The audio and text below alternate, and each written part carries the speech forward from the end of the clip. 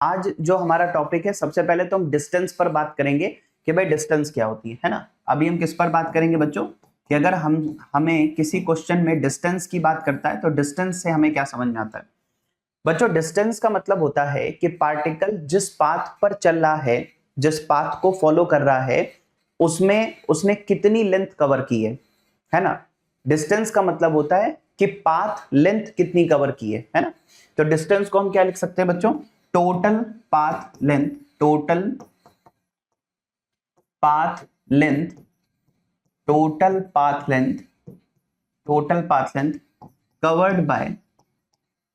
Covered by particle. ठीक है, total path length covered by particle. बेटा डिस्टेंस का मतलब होता है पार्टिकल जिस पाथ पर चल रहा है, जिस पाथ को फॉलो कर रहा है, उस पर उसने कितनी लेंथ कवर की है। मैं एग्जांपल के थ्रू आपको समझाता हूं। जैसे मान लीजिए बच्चों, कोई पार्टिकल यहां से स्टार्ट करता है। मान लो बेटा कोई भी पार्टिकल यहां से स्टार्ट करता है, ठीक है। अब ये पार्टिकल मान लीजिए बेटा इस डायरेक्शन में चलता है 10 मीटर, है ना, और यहां पर जाके वो अपनी जर्नी को एंड कर देता है। ठीक है, एक सिचुएशन तो ये हो सकती है।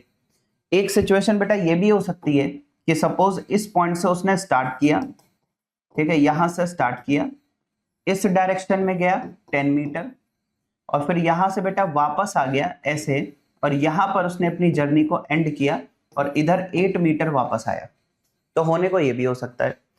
और बच्चों एक सिचुएशन ये भी हो सकती है, एक सिचुएशन ये भी हो सकती है कि सपोज यहां से स्टार्ट किया, ठीक है, इस डायरेक्शन में गया 10 मीटर, फिर बेटा वापस यहीं पर आ गया और इसी जहां से स्टार्ट किया था वहीं पर उसने एंड कर दिया। यानी 10 मीटर आगे गया और 10 मीटर वापस पीछे आया और जहां से स्टार्ट किया था वहीं पर एंड कर दिया।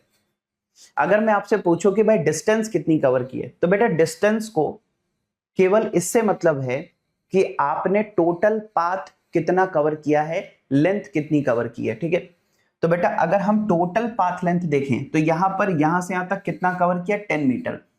ठीक है, यानी कि बच्चों अगर हम यहां पर बात करें कि भाई डिस्टेंस कितनी कवर की है, तो यहां पर जो डिस्टेंस है यानी कि टोटल पाथ लेंथ वो है बेटा 10 मीटर। मतलब हमें बस ये देखना होता है टोटल कितना चले हो, टोटल चले कितना हो, है ना। तो यहाँ पर 10 मीटर आपने कवर किया है। यहां पर अगर आप देखोगे तो 10 मीटर आगे गए, क्या फर्क पड़ता है आगे गए, इंपॉर्टेंट है चले कितना। तो 10 मीटर यहां पर चले हैं और 8 मीटर और चले हैं। तो अगर बेटा डिस्टेंस की यहां पर बात की जाएगी तो डिस्टेंस यहां पर आपके पास हो जाएगी 10 + 8, यानी कि बेटा 18 मीटर की डिस्टेंस यहां पर आपने कवर की।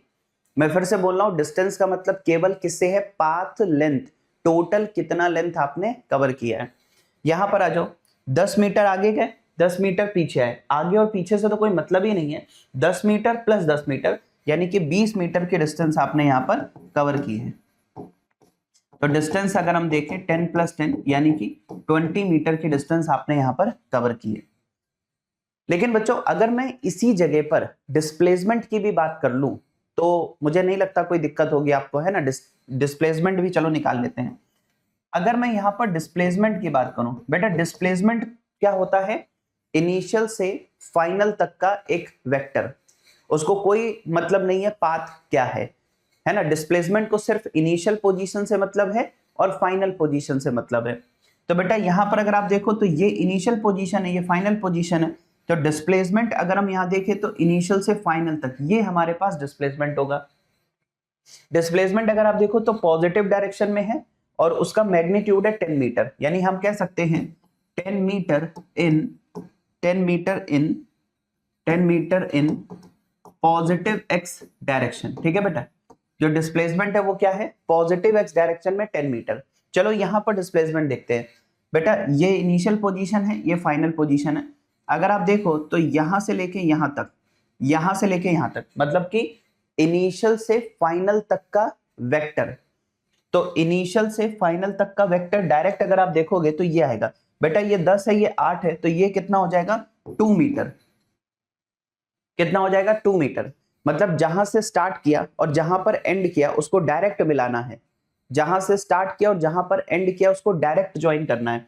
तो 2 मीटर का यहां पर आपके पास डिस्प्लेसमेंट आ जाएगा। तो आप कहोगे डिस्प्लेसमेंट कितना है, 2 metre in positive x direction. ठीक है बच्चों, लास्ट में अगर हम देखें तो हमने स्टार्ट कहां से किया, यहां से, एंड कहां पर किया, वहीं पर।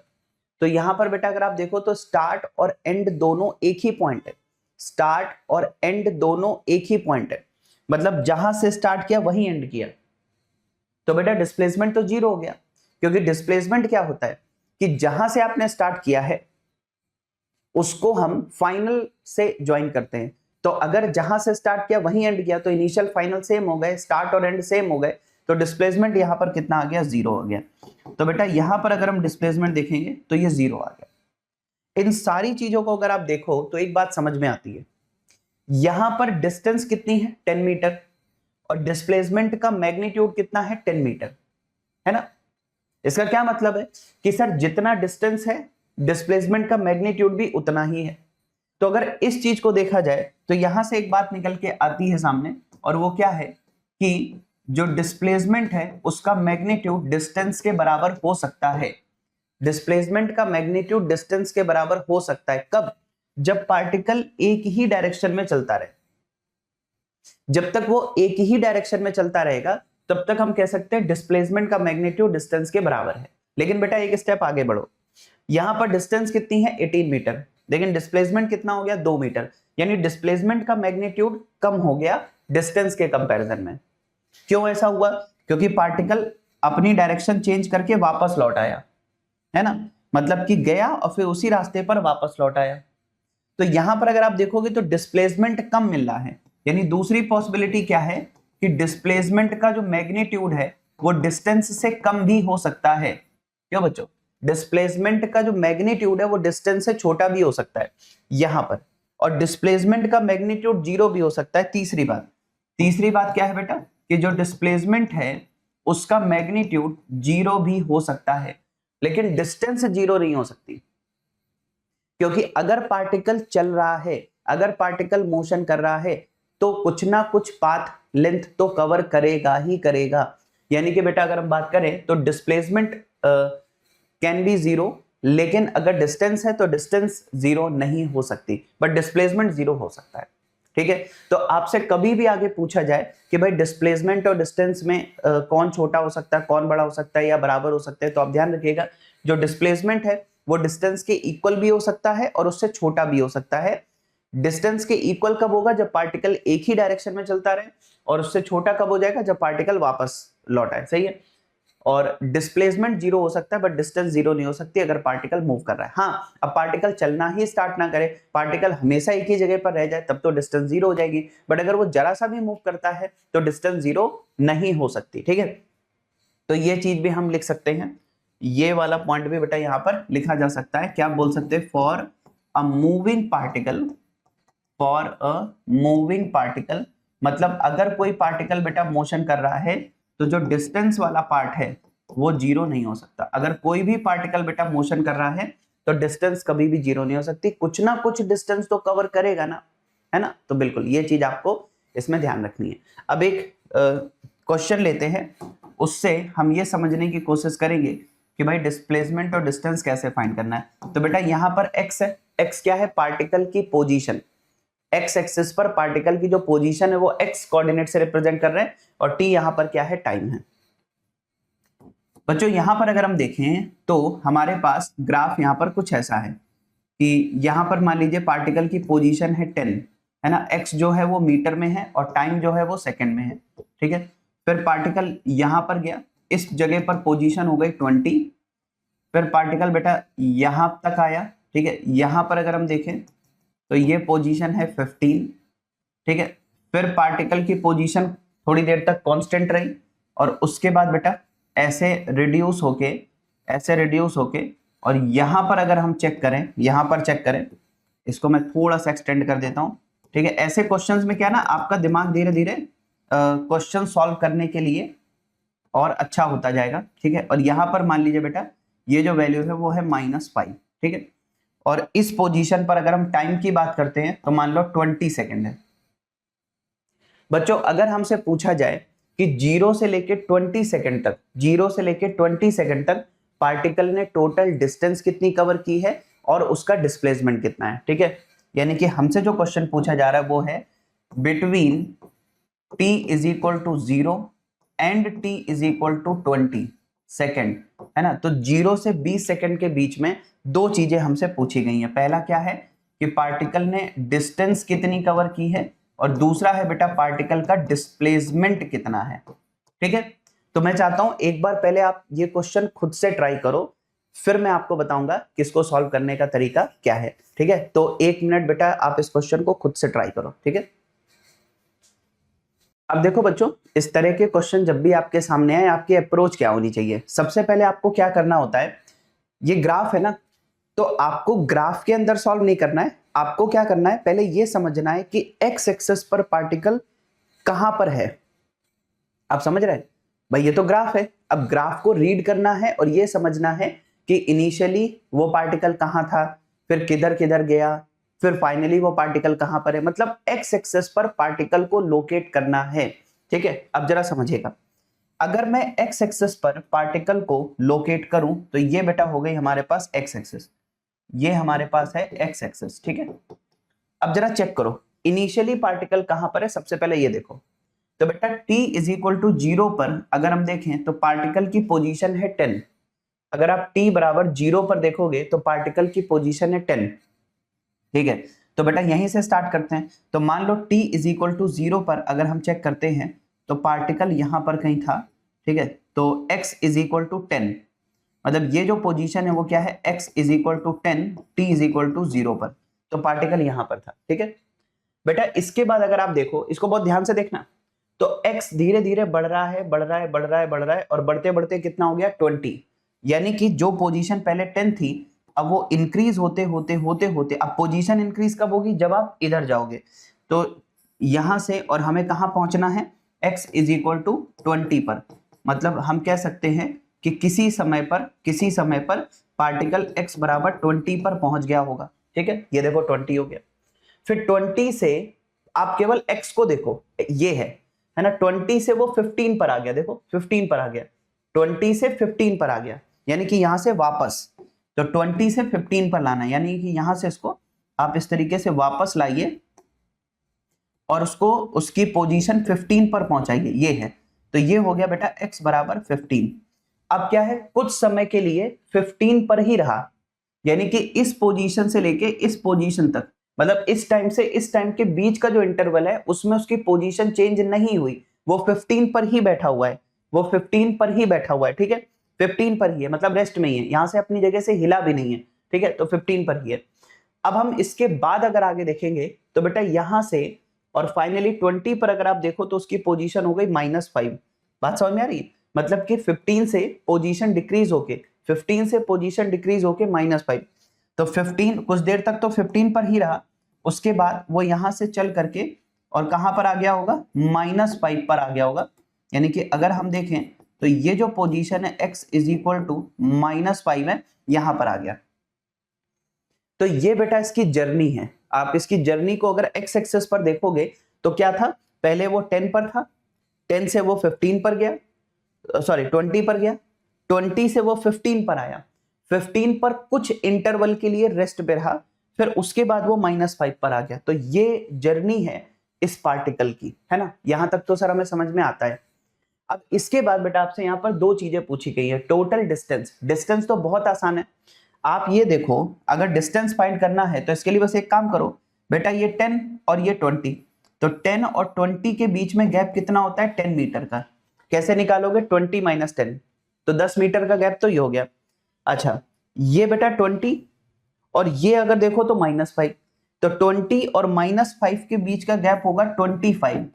सर ऐसा क्यों, बेटा ऐसा इसलिए क्योंकि ओरिजिन से -5 तक का हो गया 5 मीटर और ओरिजिन से 20 तक का हो गया 20 मीटर। तो 20 मीटर ये हो गया, -5 मतलब 5 इधर हो गया, तो ये 25 मीटर हो गया। यानी कि 10 मीटर पार्टिकल आगे गया है और बेटा 25 मीटर पार्टिकल पीछे आया है। अब डिस्टेंस को आगे और पीछे यानी डायरेक्शन से कोई मतलब नहीं है, उसको सिर्फ इससे मतलब है टोटल कितना चले हो। तो 10 मीटर प्लस 25 मीटर, तो डिस्टेंस हो जाएगी बेटा आपके पास 10 मीटर प्लस 25 मीटर, यानी कि इसका आंसर चला जाएगा बेटा 35 मीटर। 35 मीटर की डिस्टेंस है। अच्छा, डिस्प्लेसमेंट की बात करें तो डिस्प्लेसमेंट को दो तरीके से लिख सकते हो। डिस्प्लेसमेंट को लिखने का पहला तरीका क्या है, final position minus initial position, और कुछ नहीं करना है। तो बेटा फाइनली कहां है ये, -5 पर, तो फाइनल पोजीशन की जगह आप लिख दो -5, और इनिशियल पोजीशन क्या है बेटा 10, तो इनिशियल पोजीशन हो गई 10, तो ये आ गया बेटा -15 मीटर, है ना, यानी कि 15 मीटर, आप कह सकते हो 15 मीटर इन नेगेटिव एक्स डायरेक्शन, 15 मीटर इन नेगेटिव एक्स डायरेक्शन, ये बेटा आपका डिस्प्लेसमेंट है। ठीक है, इसको लिखने का दूसरा तरीका क्या है, आप इनिशियल से फाइनल को डायरेक्ट ज्वाइन कर दो। तो अगर आप इनिशियल से फाइनल को डायरेक्ट ज्वाइन करोगे तो ये इनिशियल है, यहां से डायरेक्ट ऐसे ऐसे ऐसे ऐसे ऐसे चल के ये बना दो, तो ये जो है ना बेटा, ये साफ साफ दिख रहा है, -5 और 10 के बीच का जब 15 होगा तो 15 मीटर नेगेटिव एक्स डायरेक्शन में, यही यहां पर डिस्प्लेसमेंट है। बात समझ में आ गई? तो नेगेटिव डायरेक्शन में तो दिख ही रहा है, और मैग्नीट्यूड है 15, तो ऐसे भी आप कर सकते थे। तो बहुत अच्छा क्वेश्चन है। जनरली क्या होता है ना, बच्चे ग्राफ को देख के डर जाते हैं, जबकि ग्राफ को आपको रीड करना आना चाहिए। आप उस ग्राफ को देखो, ग्राफ में 3 ही चीजें होती हैं बेटा, है ना। पहला, ग्राफ में किस एक्स पर y की क्या वैल्यू है ये देखना आना चाहिए। दूसरा, उस ग्राफ में dy बाई डी एक्स यानी कि उसका स्लोप देखना आना चाहिए। और तीसरा होता है बेटा इंटीग्रल y dx, यानी एरिया की जो एरिया का कॉन्सेप्ट है वो आना चाहिए। इस कोई भी ग्राफ होगा उसमें 3 चीजों के अलावा और कुछ नहीं होता है। बात समझ में आ गई? तो इन तीनों चीजों पर हम धीरे धीरे धीरे धीरे करके काम करेंगे। बात समझ में आ गई? तो ये एक अच्छा क्वेश्चन था ग्राफ के हिसाब से। अगर केवल ये दिया जाता तो क्वेश्चन का लेवल कुछ नहीं था, बट अगर ग्राफ आपके सामने है तो क्वेश्चन एक बहुत अच्छा क्वेश्चन बन जाता है। ठीक है, तो डिस्टेंस और डिस्प्लेसमेंट में ये छोटी छोटी बातें अब हमें धीरे धीरे समझ में आएंगी, है ना। चलिए, अब बच्चों डिस्टेंस और डिस्प्लेसमेंट का कॉन्सेप्ट तो देखो हमें समझ में आने लगा है। अब यहीं पर एक और कॉन्सेप्ट आता है, और वो है मैक्सिमा और मिनिमा का, है ना। इसको बहुत डिटेल में, बहुत गहराई में लेके चलेंगे, है ना, मैक्सिमा और मिनिमा, क्योंकि बिना इसके अब हम आगे वेलोसिटी पर नहीं जा सकते। क्यों सर? देखो बेटा, अब छोटी छोटी बातें हैं, पहले इसको समझते हैं। सर मैक्सिमा मिनिमा का मतलब क्या है? जैसे यहां पर मैक्सिमा एंड मिनिमा, ये होता क्या है? मैक्सिमा एंड मिनिमा ये होता क्या है समझना। जैसे मान लो बच्चों, कोई ग्राफ आपके पास है, मान लीजिए यहां पर y एक्सिस है और यहां पर हमारे पास x एक्सिस है, और y और x के बीच में बच्चों यहां पर मान लीजिए ग्राफ है। तो मान लीजिए ऐसा कुछ ग्राफ आपके पास, ऐसा कुछ ग्राफ आपके पास है, ठीक है, मान लीजिए ऐसा कुछ ग्राफ है। बच्चों अगर आप देखो, मैं अगर आपसे पूछूं कि इस पूरे ग्राफ को बहुत ध्यान से देख करके बताओ y सबसे ज्यादा कहां पर है, यानी y की मैक्सिमम वैल्यू कहां पर है, तो आप बोलोगे कि सर y की मैक्सिमम वैल्यू इस पॉइंट पर है ना। पूरे ग्राफ में अगर देखा जाए तो y की जो मैक्सिमम वैल्यू है वो आपको यहां पर मिल रही है।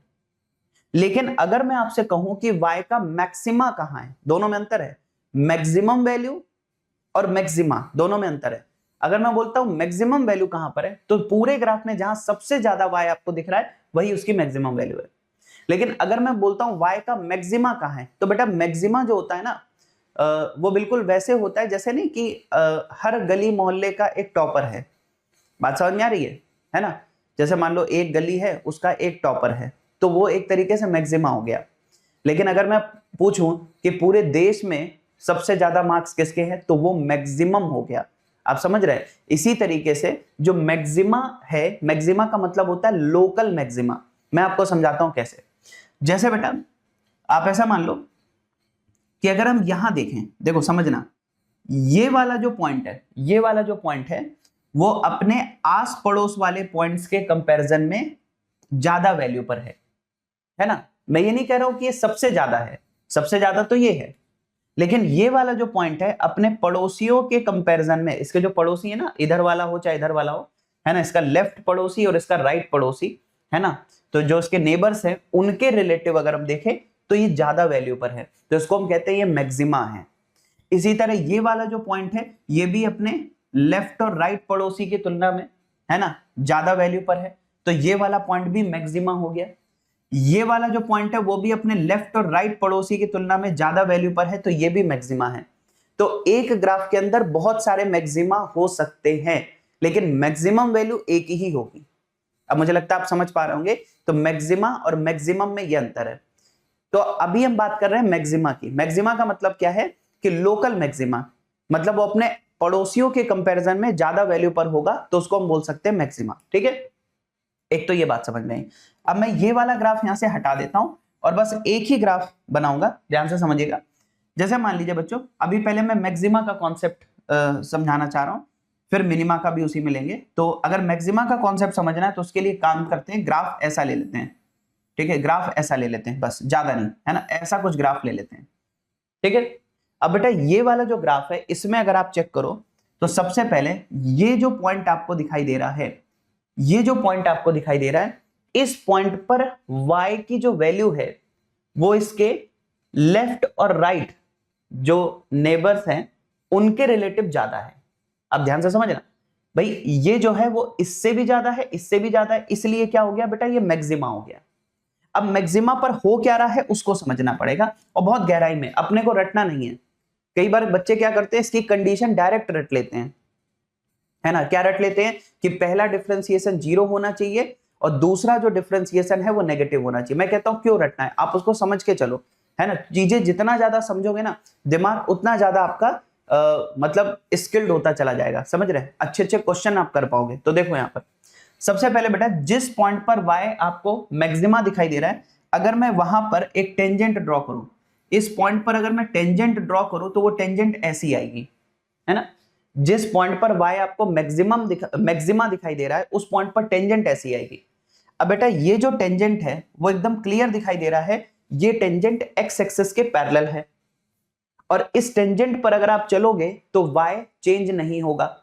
यानी ये टेंजेंट आपको बता रही है कि dy अपॉन dx, यानी कि जो स्लोप है या फिर tan थीटा है वो 0 होगा।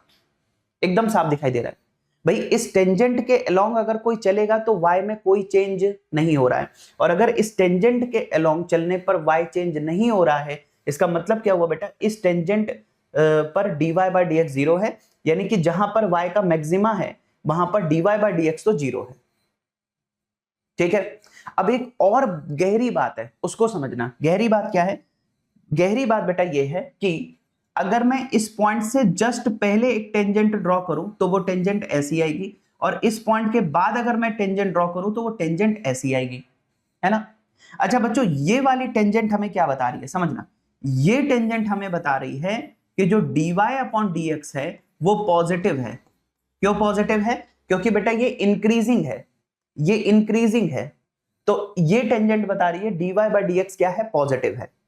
बेटा ये वाली जो टेंजेंट है वो हमें बता रही है कि dy अपॉन dx जो है वो नेगेटिव है। क्यों, क्योंकि ग्राफ यहां पर डिक्रीजिंग है। अच्छा सर, इससे क्या होगा बेटा, अगर आप dy बाई dx के पैटर्न को समझो, बताओ dy बाई dx यहां पर क्या है, पॉजिटिव, यहां पर क्या हुआ 0, और यहां पर क्या हुआ नेगेटिव। इसका मतलब यह हुआ कि अगर हम यहां से यहां तक ऐसे जाते हैं, मतलब इधर जाते हैं, है ना, तो बेटा एकदम साफ दिखाई दे रहा है कि x के बढ़ने पर, मतलब इधर जाने पर जो dy बाई dx है, जो dy बाई dx है वो पहले पॉजिटिव था, फिर डिक्रीज होके 0 हुआ, फिर और डिक्रीज होके नेगेटिव हुआ, यानी dy बाई dx की वैल्यू डिक्रीज हो रही है। देख रहे हो कितना गहराई में चल रहे हैं हम लोग, एकदम डेप्थ में जाके समझ रहे हैं। यहां पर dy बाई dx पॉजिटिव है, यहां पर dy बाई dx 0 है, और यहां पर dy बाई dx नेगेटिव है, तो पॉजिटिव डिक्रीज होके 0, डिक्रीज होके नेगेटिव, यानी कि वैल्यू डिक्रीज हो रही है, तो dy बाई dx डिक्रीज हो रहा है। बेटा एक बात बताओ, हमने पढ़ा है कि कोई भी चीज अगर इंक्रीज हो रही है तो उसका डिफरेंशिएशन पॉजिटिव है, और कोई भी चीज अगर डिक्रीज हो रही है तो उसका डिफरेंशिएशन क्या होता है, नेगेटिव। अगर dy बाई dx डिक्रीज हो रहा है, यानी कि dy बाई dx का जो डिफरेंशिएशन होगा, dy बाई dx का जो डिफरेंशिएशन होगा, ठीक है, वो आपको नेगेटिव मिलना चाहिए। आप समझ रहे हैं, क्योंकि dy बाई dx डिक्रीज हो रहा है, इधर जाने पर dy बाई dx डिक्रीज हो रहा है, तो dy बाई dx का जो डिफरेंशिएशन होगा इट शुड बी नेगेटिव। अच्छा एक बात बताओ, एक तो dy बाई dx यहां लगा हुआ है और एक dy बाई dx और आ गया, तो 2 बार dy बाई dx आया। इसको हम पता है कैसे लिखते हैं, 2 बार dy बाई dx आया, इसको हम कैसे लिखते हैं, इसको हम लिखते हैं बेटा d2y बाई dx2। भाई देखो dx और dx तो 2 बार है, तो dx का स्क्वायर हो गया, और यहां ऊपर d 2 बार है तो d स्क्वायर हो गया, तो d2y/dx2 इसको बोलते हैं डबल डिफरेंशिएशन। भाई एक डिफरेंशिएशन ये और एक और डिफरेंशिएशन, मतलब 2 बार डिफरेंशिएट करना है, और 2 बार डिफरेंशिएशन करने पर हमें क्या मिल रहा है, नेगेटिव मिल रहा है। डबल डिफरेंशिएशन करने पर वैल्यू हमें क्या मिल रही है बेटा, नेगेटिव मिल रही है। इस बात का ध्यान रखना जरूरी है। तो सर हमें क्या पता चला कि जिस पॉइंट पर y मैक्सिमा शो कर रहा है वहां पर उसका पहला डिफरेंशिएशन 0 है और दूसरा डिफरेंशिएशन नेगेटिव है। अब आपको समझ में आया होगा, अच्छा इस वजह से ऐसा हो रहा है, हमने तो सर रट लिया था केवल कि ऐसा होता है। ठीक है, तो बेटा पहली चीज क्या आपने को याद रखनी है कि जहां पर y का मैक्सिमा आपको मिल रहा है वहां पर इसका जो पहला डेरिवेटिव या पहला डिफरेंशिएशन होगा वो 0 होगा, और अगर हम एक और बार इसको डिफरेंशिएट करते हैं, एक और बार डिफरेंशिएट करते हैं तो ये नेगेटिव होगा। तो बेटा पहली चीज तो ये हर बच्चे को पता होनी चाहिए और समझ में आनी चाहिए, रटना नहीं है, समझ में आनी चाहिए।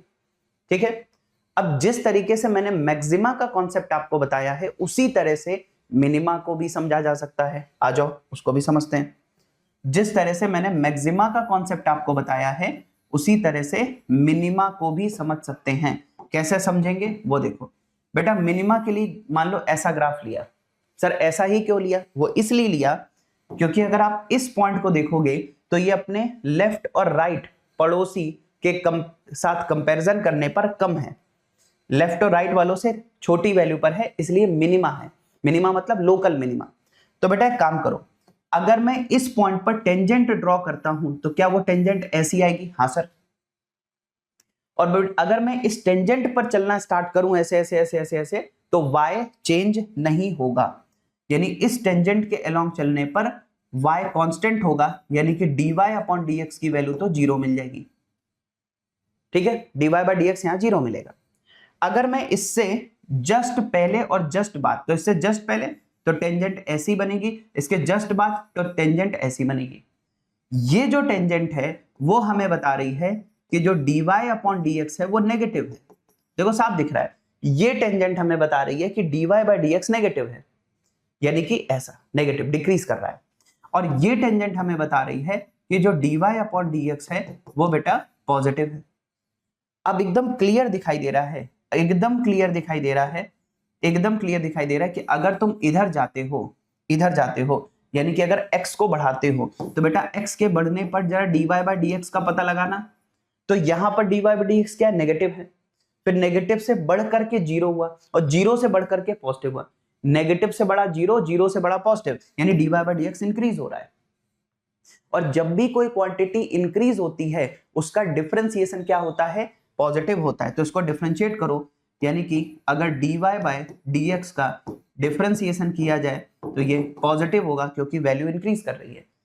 और इसका मतलब ये 2 बार डिफरेंशिएशन हो गया, यानी कि हम कह सकते हैं d2y/dx2, और ये क्या आ गया बेटा, पॉजिटिव। सर इस बात से हमें ये समझ में आता है कि अगर किसी पॉइंट पर y मिनिमा है तो जिस पॉइंट पर y का मिनिमा मिल रहा है उस पॉइंट पर इसका पहला डिफरेंशिएशन 0 है, और बेटा इसका जो दूसरा डिफरेंशिएशन है वो पॉजिटिव है। तो एकदम बेसिक से एकदम डेप्थ में जाके अब हमें समझ में आ गया कि ऐसा होता क्यों है ना कि हमें रटना है। ठीक है, अब हमें समझ में एग्जैक्टली आ रहा है कि दूसरा डिफरेंशिएशन क्यों नेगेटिव है या दूसरा डिफरेंशिएशन क्यों पॉजिटिव है। ठीक है, ये बात क्लियर हो रही धीरे धीरे। अभी इस पे क्वेश्चंस भी करके देखेंगे तो हमें मैक्सिमा और मिनिमा का आइडिया लगने लगेगा। ठीक है ना, तो ये ऐसा कुछ होता है। इसको अगर हम एक ही लाइन में लिखना चाहें तो हम एक बात कह सकते हैं क्या, कि सर अगर किसी पॉइंट पर, देखो बेटा, अगर किसी पॉइंट पर y का मैक्सिमा आपको मिल रहा है, ठीक है, या किसी पॉइंट पर y का मिनिमा मिल रहा है, तो पहला डिफरेंशिएशन तो दोनों ही कंडीशन में 0 मिलना है। यानी कि अगर पहला डिफरेंशिएशन की बात की जाए, यानी कि dy/dx की बात की जाए तो वो इस यहां भी 0 है, यहां भी 0 है। लेकिन अगर दूसरे डिफरेंशिएशन की बात की जाए, यानी कि y को एक और बार डिफरेंशिएट कर दिया जाए, तो यहां पर वो नेगेटिव मिलेगा और यहां पर वो पॉजिटिव मिलेगा। अच्छा सर एक बात बताइए, y एक तो होता है मैक्सिमा होना, एक मिनिमा होता है, एक होता है y लगातार कांस्टेंट है। y लगातार कांस्टेंट है, मान लीजिए y लगातार कांस्टेंट है। अब जरा समझना, अगर ग्राफ लगातार कांस्टेंट कांस्टेंट कांस्टेंट कांस्टेंट तो उसका पहला डिफरेंशिएशन भी 0 आएगा और उसका दूसरा डिफरेंशिएशन भी 0 आएगा। तो ये 3 बातें याद रखना, कई बार क्वेश्चन घुमा के पूछता है, कई बार क्वेश्चन आपसे पूछता है कि अगर dy बाई dx की वैल्यू 0 है तो इसका क्या मतलब है। तो बेटा dy बाई dx की वैल्यू अगर किसी पॉइंट पर 0 है, इसका मतलब क्या है कि वहां पर y का मैक्सिमा भी हो सकता है, वहां पर y का मिनिमा भी हो सकता है, और ये भी हो सकता है कि y कांस्टेंट बना हो, ठीक है, तो भी वो 0 आ सकता है। अब आप एक बार इसको देखो, फिर इस पे एक अच्छा सा क्वेश्चन लेंगे। चलिए बच्चों, अब हम क्या करेंगे, इस पर क्वेश्चंस करके प्रैक्टिस करेंगे कि भाई मैक्सिमा मिनिमा इस तरह की चीजों को हमें कैसे डील करना है, ठीक है। सबसे पहले बच्चों यहां पर अगर आप देखो तो y हमें क्या दे रखा है, 4x square minus 4x plus 7 ऐसा कुछ दे रखा है। अब हमें यहाँ पर पूछा जा रहा है कि भाई सबसे पहले तो ये बताओ कि y का मैक्सिमा आपको यहाँ पर मिलेगा या y का मिनिमा मिलेगा, पहली बात तो ये। दूसरा, जो भी मिलेगा वो कितना होगा, ठीक है। अब बच्चों इसमें मैं आपको दो तरीके बताऊंगा। मैक्सिमा मिनिमा पता करने के बड़े सिंपल तरीके, देखो जैसे आप इस इक्वेशन को ध्यान से देखो, आप ये देखा करो कि जो एक्स स्क्वायर का कोफिशिएंट है वो पॉजिटिव है कि नेगेटिव है, ठीक है। अब मैं दो तीन बातें आपको बताता हूं, जैसे कि यहां पर जो सबसे बड़ी पावर आपको दिखाई दे रही है वो एक्स स्क्वायर दिख रही है ना। तो एक्स स्क्वायर का मतलब होता है बेटा पैराबोला। एक्स स्क्वायर का मतलब क्या होता है, पैराबोला, है ना। ये जो आपको एक्स स्क्वायर दिख रहा है, ये एक्स स्क्वायर आपको बता रहा है पैराबोला, ठीक है। अच्छा, दूसरी चीज बेटा ये है, एक्स स्क्वायर का कोफिशिएंट देखो पॉजिटिव है कि नेगेटिव है। तो सर एक्स स्क्वायर का जो कोफिशिएंट है ना, यानी कि अगर कोफिशिएंट ऑफ एक्स स्क्वायर की बात की जाए तो ये यहां पर पॉजिटिव और नेगेटिव है ना। अब होता क्या है, अगर एक्स स्क्वायर का कोफिशिएंट पॉजिटिव है तो वो पैराबोला आपको ड्रॉ करना होता है जो ऊपर की तरफ ओपन है ना। पैराबोला ओपनिंग अपवर्ड, ऊपर की तरफ ओपन है ऐसा। और अगर एक्स स्क्वायर का कोफिशिएंट मतलब एक्स स्क्वायर के साथ जो नंबर लिखा है अगर वो नेगेटिव होगा तो हम ड्रॉ करते हैं पैराबोला ओपनिंग डाउनवर्ड। अब आपको एकदम क्लियर दिखाई दे रहा होगा कि अगर एक्स स्क्वायर का कोफिशिएंट पॉजिटिव है और इस तरह का पैराबोला बन रहा है तो ये जो पॉइंट है, ऑब्वियस सी बात है बेटा, ये जो पॉइंट है वो आपको मिनिमा देगा, क्योंकि अपने आस पड़ोसी इसके आसपास के लोगों को देखो तो उससे लोअर वैल्यू पर है। और बेटा अगर एक्स स्क्वायर का कोफिशिएंट नेगेटिव है और इस तरह का पैराबोला बन रहा है तो ये आपको मैक्सिमा देगा। आप मेरी बात समझ रहे होंगे। तो यहां पर ये सिचुएशन होती है, तो एक बार कम से कम ये देख के भी हम चीजें समझ सकते हैं कि भाई ये जो इक्वेशन है उसमें एक्स स्क्वायर है मतलब पैराबोला है। एक्स स्क्वायर के साथ जो नंबर लिखा है वो पॉजिटिव नेगेटिव कुछ भी हो सकता है। पॉजिटिव है मतलब कि ऐसा वाला पैराबोला बनेगा तो मिनिमा मिलेगा, अगर नेगेटिव है तो ऐसा वाला पैराबोला बनेगा तो मैक्सिमा मिलेगा, है ना। अब जरूरी नहीं कि आप इसी से समझो, बस इससे एक आइडिया लग जाता है ना। अब सॉल्व करने का तरीका क्या है वो समझो। बेटा हमने ये सीखा है कि मैक्सिमा हो या फिर मिनिमा हो, पहला डिफरेंशिएशन तो 0 ही होगा। तो एक काम करते हैं ना, इसको एक बार डिफरेंशिएट करते हैं। तो बेटा अगर मैं dy अपॉन dx की वैल्यू फाइंड करूं तो ये क्या आ जाएगा, ये आ जाएगा बेटा 8x माइनस 4। अगर आप इसको डिफरेंशिएट करोगे तो ये कितना आ जाएगा 8x माइनस 4। आप चाहो तो इसको एक और बार डिफरेंशिएट कर सकते हो, यानी कि दूसरी बार डिफरेंशिएट कर सकते हो। तो इसका जो सेकंड डिफरेंशिएशन होगा इसको एक और बार डिफरेंशिएट करोगे तो 8 आ जाएगा। अब बच्चों सबसे पहले तो ये समझो, एकदम साफ दिखाई दे रहा है जो सेकंड डिफरेंशिएशन है वो पॉजिटिव है।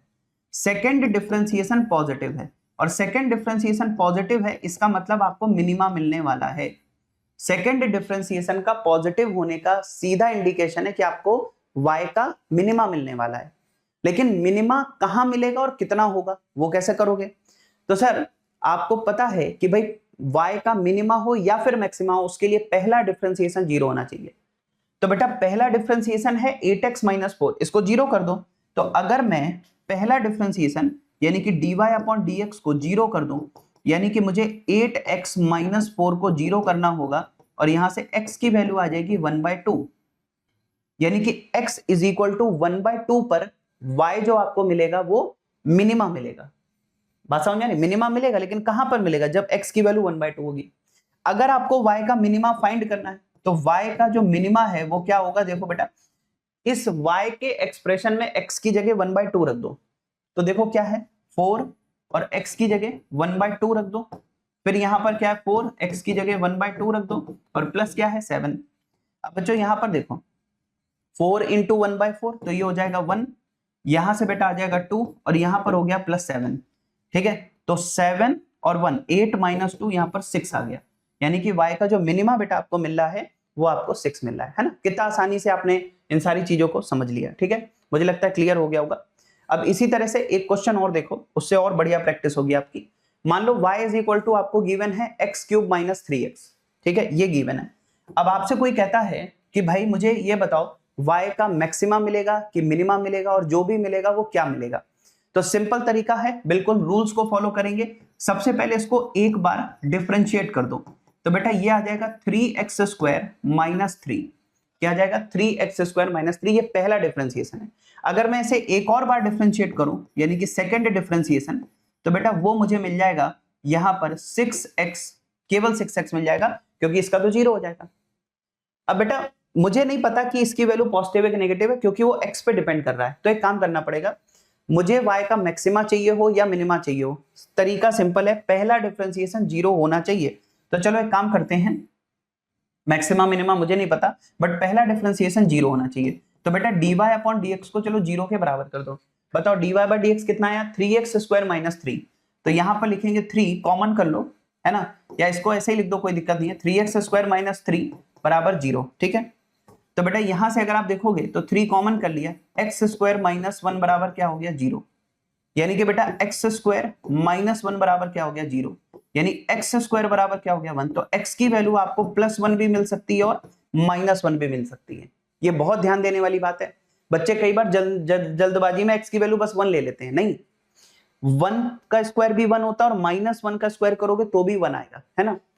तो यहां पर अगर आप देखो dy बाई dx को 0 किया, ये हो गया, 3 कॉमन कर लिया, x स्क्वायर माइनस 1 0 आ गया, x स्क्वायर की वैल्यू 1 हो गई, यानी कि x स्क्वायर अगर 1 है तो x की वैल्यू +1 भी हो सकती है और -1 भी हो सकती है। अब हमें ये पता करना है कि +1 पे हमें मैक्सिमा मिल रहा है कि मिनिमा मिल रहा है, और -1 पे हमें क्या मिल रहा है, ठीक है। तो बच्चों थोड़ा सा और आगे अब इसको बढ़ाते हैं। देखो अब आपको ये चेक करना होगा कि ये जो सेकंड डिफरेंशिएशन है वो +1 पे क्या है और -1 पे क्या है। तो बेटा देखो, अगर मैं इसी में x की वैल्यू +1 पे चेक करता हूं, तो x बराबर अगर +1 लोगे, तो जो सेकंड डिफरेंशिएशन आपको मिल रहा है, सेकंड डिफरेंशिएशन मिल रहा है, वो बेटा क्या मिल जाएगा +6, और पॉजिटिव आ रहा है, इसका मतलब मिनिमा मिलेगा, इसका मतलब x बराबर 1 पर मिनिमा मिलेगा। लेकिन अगर मैं x की जगह -1 ले लेता हूं, क्योंकि -1 पर भी सेकंड पहला डिफरेंशिएशन 0 है, तो अगर मैं -1 लेता हूं, तो बेटा सेकंड डिफरेंशिएशन जो मुझे यहां पर मिल रहा है वो कितना मिल रहा है -6, और नेगेटिव आने का मतलब है कि हमें मैक्सिमा मिलेगा। इसका मतलब यहां पर मैक्सिमा भी मिलेगा, मिनिमा भी मिलेगा, लेकिन कब मिलेगा, अगर तुम x की वैल्यू +1 लेते हो तो तुम्हें y का मिनिमा मिलेगा, है ना। तो अगर मिनिमा चाहिए, अगर y का मिनिमा चाहिए तो x की जगह क्या रखोगे +1। तो बेटा x की जगह +1 रख दो, तो x की जगह +1 रख दो, x की जगह +1 रख दो ऐसे, ठीक है। तो यहां पर कितना आ गया 1 - 3, यानी कि वैल्यू आपके पास आ गई -2। तो y का जो मिनिमा मिल रहा है वो -2 है। अगर मैं y के मैक्सिमा की बात करूं, तो बेटा मैक्सिमा के लिए आपको x की जगह -1 पुट करना चाहिए, तो x की जगह -1 रख दो, तो यहां हो जाएगा -1 का क्यूब -3, और यहां पर -1। तो बेटा -1 का क्यूब भी -1 होगा, और ये हो जाएगा +3, ये हो जाएगा +3, और बेटा 3 - 1 2 हो जाएगा, यानी y का जो मैक्सिमा है वो 2 है, और y का मिनिमा जो है वो -2 है। बात समझ में आ रही है। तो ये तरीका हमें यहां पर आना चाहिए। तो बेटा इस एग्जांपल से भी हमें बहुत सारी चीजें क्लियर हो गई, है ना, कि कैसे कैसे हमें अप्रोच रखनी है, ठीक है। बिल्कुल सिंपल है कि भाई सबसे पहले एक बार डिफरेंशिएट किया, फिर दूसरी बार डिफरेंशिएट किया, फिर क्या किया, पहला जो डिफरेंशिएशन था उसको 0 के बराबर कर दिया और उसको सॉल्व कर लिया, तो हमें x की कुछ वैल्यूज मिल गई। अब आपको चेक करना है कि जिस x की वैल्यू पर सेकंड डिफरेंशिएशन पॉजिटिव आ जाए वहां मिनिमा मिलेगा, और जहां पर नेगेटिव आ जाए वहां पर मैक्सिमम मिलेगा। तो बिल्कुल सिंपल सीधी बात है जो आप इसको सॉल्व कर सकते हो, ठीक है, क्लियर हो गया होगा। तो ऐसे मैक्सिमा और मिनिमा का आइडिया हमें होना चाहिए, चाहे वो इस क्वेश्चन के थ्रू हो, है ना, चाहे इस क्वेश्चन के थ्रू हो, ये सब हमें आना चाहिए, ठीक है। और अगर y लगातार कांस्टेंट है तो पहला भी 0 होगा और दूसरा भी 0 होगा, ठीक है। तो ये बेटा कुछ कॉन्सेप्ट्स थे जो मुझे आपको यहाँ पर सिखाने थे, ठीक है।